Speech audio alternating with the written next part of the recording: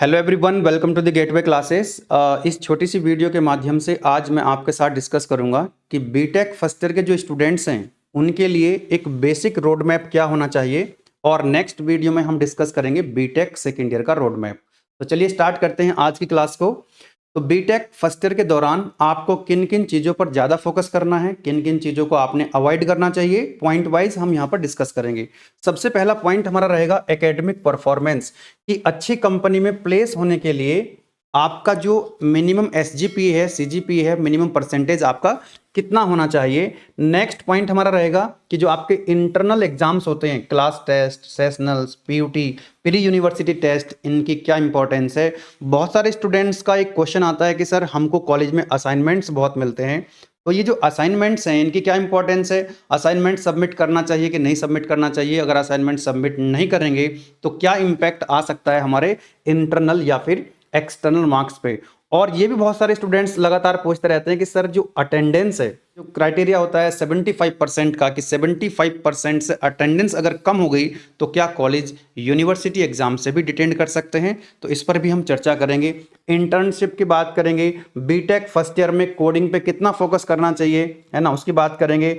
College के अंदर कई क्लब्स होते हैं, सोसाइटीज़ होती हैं, तो बीटेक फर्स्ट ईयर में सोसाइटी या क्लब्स को ज्वाइन करना चाहिए कि नहीं करना चाहिए, और क्या एक इम्पोर्टेंस होती है इसकी। स्पोर्ट्स की बात करेंगे, और सबसे ज़्यादा जो टाइम आपका किल हो रहा है यूट्यूब, इंस्टाग्राम और व्हाट्सएप, तो इसको इफेक्टिवली अपने लिए कैसे यूटिलाइज करें, है ना। रील्स वगैरह में ज़्यादा फोकस आपने नहीं करना है। चलिए, तो पहला पॉइंट है हमारा एकेडमिक परफॉर्मेंस, कि भाई अच्छी कंपनी में प्लेस होने के लिए आपका जो एक सेफ स्कोर है वो कितना होना चाहिए। मेरे हिसाब से वो 75 प्लस होना चाहिए। तो मैं आपको रिकमेंड करूंगा कि अपना जो परसेंटेज है, जो अपना सीजीपी एसजीपी है, वो 7.5 से ज़्यादा होना चाहिए। ध्यान रखेंगे इस चीज़ का। 75 से जितना ज़्यादा हो जाएगा उतनी अच्छी बात है, क्योंकि जो अच्छी कंपनी है वो कहीं ना कहीं इस बात पर फोकस करती है जो आपका हाई स्कूल, इंटर और जो ग्रेजुएशन है उसमें क्या परसेंटेज आपका एसजीपीए सीजीपीए क्या है। बहुत सारे सीनियर्स आपको, बीटेक फर्स्ट ईयर में आप हैं तो BTech second year, BTech third year के सीनियर्स आपको मिल गए होंगे। बहुत सारे सीनियर्स आपको बहुत अच्छे से गाइड करेंगे, एक सही दिशा देंगे, एक सही डायरेक्शन देंगे, लेकिन कुछ सीनियर्स ऐसे भी होंगे जो आपको मिसगाइड कर सकते हैं। आपको ध्यान रखना है। बोलेंगे आपको कि जो है कुछ नहीं रखा है पढ़ाई वढ़ाई में, जो है लास्ट डे एग्जाम से एक दिन पहले पढ़ लेना, पास हो जाओगे, उसके बाद प्लेसमेंट भी हो जाएगा। देखो, प्लेसमेंट तो सभी का हो जाना है, इसमें कोई दिक्कत वाली बात नहीं है। प्लेसमेंट सभी का हो जाना है, लेकिन जो 4 साल मेहनत करेगा BTech first year, second year, third year, final year में 4 साल जो अपने आप को घिसेगा, उसका प्लेसमेंट अलग तरीके का होगा। और जो लापरवाही के साथ पढ़ेगा तो प्लेसमेंट तो उसका भी हो जाएगा, लेकिन एक डिफरेंस क्रिएट होगा इन टर्म्स ऑफ पैकेज। आपका पैकेज क्या है, इन टर्म्स ऑफ कंपनी, आप किस कंपनी में प्लेस हुए हो, वो एक इंपॉर्टेंट है। प्लेसमेंट तो सबका होना ही है, कोई दिक्कत नहीं है। जॉब बहुत है, जॉब की कोई कमी नहीं है, लेकिन आप किस कंपनी में काम कर रहे हो, आपका पैकेज क्या है, ये एक इंपॉर्टेंट रोल प्ले करता है। तो ठीक है आपको, और मुझे लगता है कि ये जो मैंने आपको एक सेफ स्कोर बताया है कि ये बहुत मुश्किल नहीं है, बहुत इजीली आप इसको अचीव कर सकते हो। मैं बोल रहा हूँ आपको कि अगर आप हफ्ते में पर वीक आप 3-4 दिन भी पढ़ोगे, मैं कभी नहीं बोल रहा हूँ आपको कि आप लोग इतना पढ़ो, दिन रात एक कर दो और अपनी परसेंटेज को जो है ले जाओ 90 प्लस।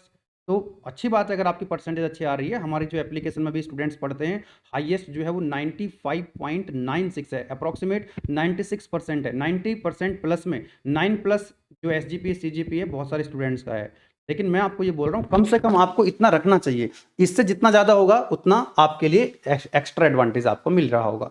ठीक है, चलिए, तो अपने हिसाब से आप एक टाइम टेबल बना सकते हैं। अब कुछ स्टूडेंट्स होते हैं कि कम टाइम में बहुत ज़्यादा पढ़ लेते हैं, एक वो फास्ट लर्नर्स होते हैं।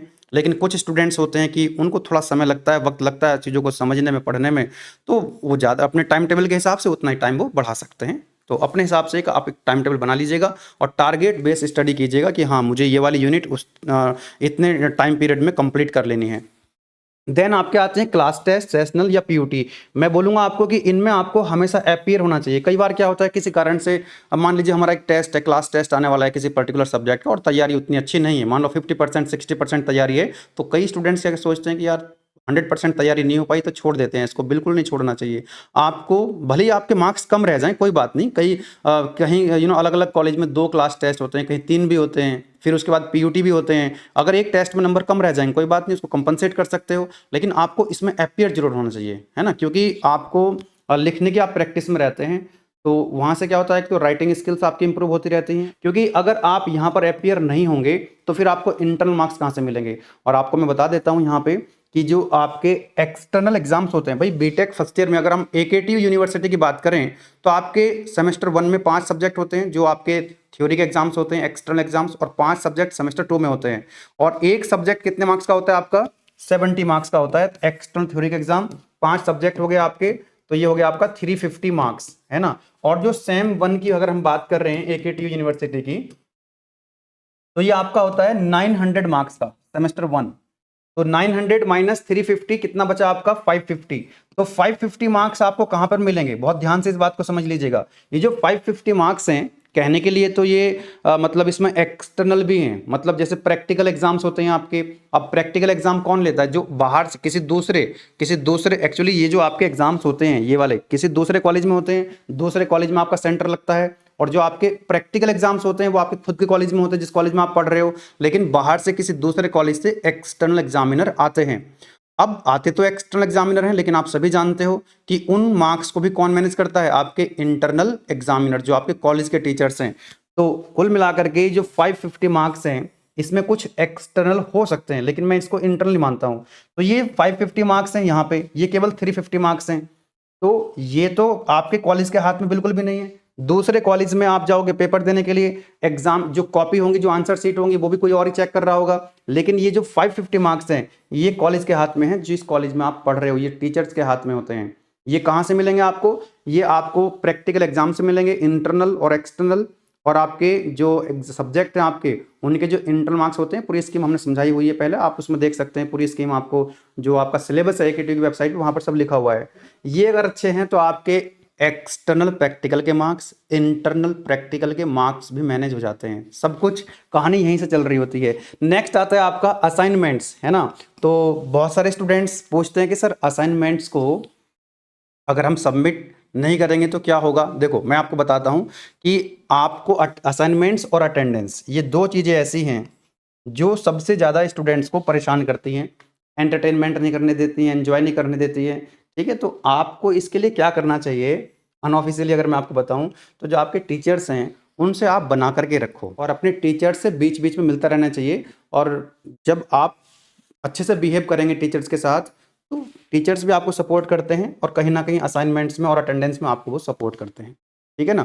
और असाइनमेंट्स अगर अच्छे असाइनमेंट्स हैं जिसमें एकेटीयू के पीवाईक्यूज हैं, प्रीवियस ईयर के जो क्वेश्चंस हैं, वो अगर उसमें इन्वॉल्व हैं तो आपको सबमिट करने चाहिए, क्योंकि कहीं ना कहीं वो आपकी एग्जाम की ही तैयारी हो रही होती है डायरेक्टली और इनडायरेक्टली। बात कर लेते हैं इंटर्नशिप की, कोडिंग की, है ना। तो भाई मैं तो यही कहूंगा कि बीटेक फर्स्ट ईयर में आपको एकेडमिक परफॉर्मेंस पे ज़्यादा फोकस करना है। अगर आपको देखिए, कुछ स्टूडेंट्स क्या होते हैं, फास्ट लर्नर्स होते हैं, उनके क्लास टेस्ट में अच्छे नंबर आ रहे होते हैं, फिर उसके बाद उनको लग रहा है कि हम पीयूटी में अच्छा परफॉर्म कर लेंगे और हमारे पास टाइम है, तो उनको कोडिंग सीख लेनी चाहिए, कोडिंग स्टार्ट कर देनी चाहिए फर्स्ट ईयर में भी। लेकिन कुछ स्टूडेंट्स क्या होते हैं कि भाई थोड़ा स्लो लर्नर होते हैं, उनको समझने में, चीज़ों को सीखने में थोड़ा टाइम ज़्यादा लगता है। तो अगर उनको लग रहा है कि हमारी एकेडमिक परफॉर्मेंस अच्छी नहीं चल रही है, तो वो कोडिंग को थोड़ा सा मतलब साइड कर सकते हैं। और सेकेंड ईयर ऑनवर्ड्स जब आपके सेम 1 और सेम 2 के जब एग्जाम हो जाएं, बीटेक फर्स्ट ईयर के बाद जब आप सेकेंड ईयर में जाएंगे, तो वहाँ पर आप जो है स्टार्ट कर सकते हैं अपनी कोडिंग। सोसाइटी की अगर हम बात करें कि भी अलग अलग कॉलेज में बहुत सारे क्लब्स होते हैं, सोसाइटीज़ होती हैं, तो उनको ज्वाइन करना चाहिए कि नहीं करना चाहिए? तो मेरे हिसाब से, अपने इंटरेस्ट के हिसाब से, आप एंटरटेनमेंट के पॉइंट ऑफ व्यू से भी कोई एक क्लब ज्वाइन कर सकते हैं। जैसे डांसिंग में आपका इंटरेस्ट है तो डांसिंग, सिंगिंग, या इसके अलावा और भी बहुत सारे क्लब्स हैं, अपने इंटरेस्ट के हिसाब से आप ज्वाइन कर सकते हैं। बहुत क्लब्स आपको ज्वाइन नहीं करने चाहिए, बिना बात के आपके पास प्रेशर आएगा, क्योंकि टाइम उसमें लगता है। और जब सारे क्लब्स आप ज्वाइन कर लेते हो तो वहाँ भी आप अच्छा परफॉर्म नहीं कर पाते हो, तो एट दी एंड आपकी एकेडमिक परफॉर्मेंस खराब हो जाती है, तो आपको खुद जो है सोसाइटी से बाहर आना पड़ता है, या फिर आपको कोई बाहर कर देता है।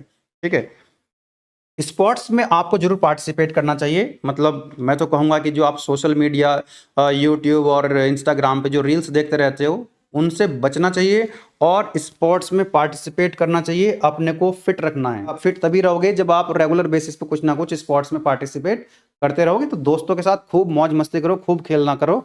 ठीक है, चलिए अब यूट्यूब में आपको यूट्यूब को इस्तेमाल, भाई यूट्यूब और व्हाट्सएप तो ऐसी चीज़ हो गई कि इनके बिना तो रह पाना बड़ा मुश्किल सा हो गया है।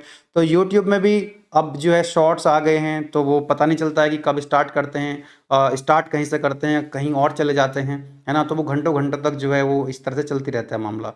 तो आप अपने हिसाब से जो आपको लगता है कि ये वीडियो देखने से मेरा फ़ायदा होगा, आपके करियर को बिल्ड करने में जो कंटेंट आपकी हेल्प करेगा, वहीं से आप यूट्यूब को कंज्यूम करें, है ना। अदरवाइज इतना कंटेंट है यूट्यूब के अंदर, आप कितना भी देख लेना, है ना, मतलब ख़त्म ही नहीं कर पाओगे कभी भी। इंस्टाग्राम को मिनिमाइज कर लें बहुत ज़्यादा। हाँ, टेलीग्राम का और व्हाट्सएप का आप यूज़ कर सकते हैं नोट्स वगैरह के लिए। तो व्हाट्सएप का और टेलीग्राम का एक यूज़ जो मैं आपको रिकमेंड करना चाहूँगा, कि मैंने बहुत सारे स्टूडेंट्स को ऑब्जर्व किया है कि जब एग्ज़ाम आ जाता है तो मतलब उनके नोट्स ही नहीं मिलते हैं, कि हमने जो नोट्स पढ़े थे क्लास टेस्ट के दौरान, पीयूटी के दौरान जो हमने पीडीएफ से पढ़े थे हम लोग, वो पीडीएफ गायब हो जाती हैं। तो आप अपने व्हाट्सएप में या फिर टेलीग्राम पे अपने जो पीडीएफ नोट्स हैं उनको सेफ रख सकते हो, उनको स्टोर करके वहाँ पे रख सकते हो। अपने 2-3 लोगों के साथ एक ग्रुप बना सकते हो, बहुत ज़्यादा लोगों के साथ ग्रुप नहीं बनाना है। अगर पढ़ाई करनी है तो 2-3 लोगों का एक ग्रुप बना सकते हो, और उसमें अपने जो पीडीएफ नोट्स हैं उनको आप स्टोर करके सेव कर सकते हो। और अब तो ऐसी एप्लीकेशंस आ गई हैं, आपको ये पता लग जाता है कि भाई आपने पूरे दिन भर में तो कितना यूट्यूब कंज्यूम किया, इंस्टाग्राम कितना कंज्यूम किया, व्हाट्सएप कितना, ये सब सारी चीज़ें पता लग जाती हैं। तो मैं तो बोलूँगा कि आधा घंटा 1 घंटे से ज़्यादा आपको यूज़ नहीं करना है सोशल मीडिया को। हाँ, पढ़ाई के लिए आप करो, उसमें कोई दिक्कत वाली बात नहीं है। पढ़ाई के अलावा जो एंटरटेनमेंट के लिए आप रील्स वगैरह देखते हो, मज़ा आता है रील्स देखने में, तो वो जो रील्स हैं, शॉर्ट्स हैं, बस आधा घंटा 1 घंटा, इससे ज़्यादा आपको नहीं देखने चाहिए। तो ये कुछ बेसिक पॉइंट्स थे। इसके अलावा आप अपने हिसाब से टाइम टेबल एक बना के रखो, टारगेट बेस स्टडी करो। टारगेट बेस स्टडी मतलब ये है कि भाई आप डिसाइड करके रखो अपने टाइम टेबल के हिसाब से कि भाई हमको ये वाली इस सब्जेक्ट की ये वाली यूनिट इस डेट तक कंप्लीट करनी है, ये यूनिट इस डेट तक कंप्लीट करनी है, ये सब्जेक्ट हमको इतने दिनों में ख़त्म कर देना है, फिर उसको रिवाइज करते रहना है थोड़ा थोड़ा करके।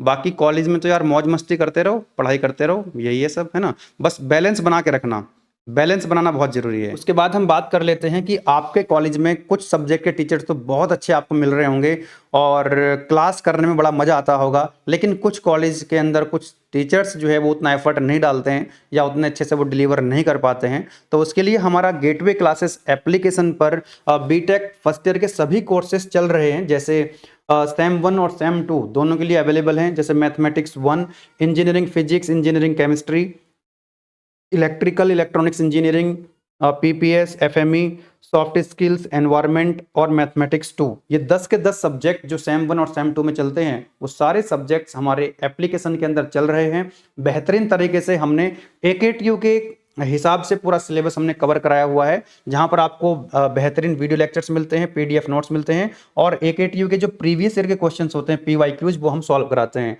तो आप लोग भी हमारे गेटवे क्लासेस एप्लीकेशन को डाउनलोड कर सकते हैं, लिंक आपको डिस्क्रिप्शन में मिल जाएगा। तो आप लोग एक बेहतर रिजल्ट प्रोड्यूस कर सकते हैं हमारे साथ जुड़ के गेटवे क्लासेस एप्लीकेशन से। चलिए फिर मिलते हैं नेक्स्ट वीडियो में, तब तक के लिए wish you very all the best. Thank you very much.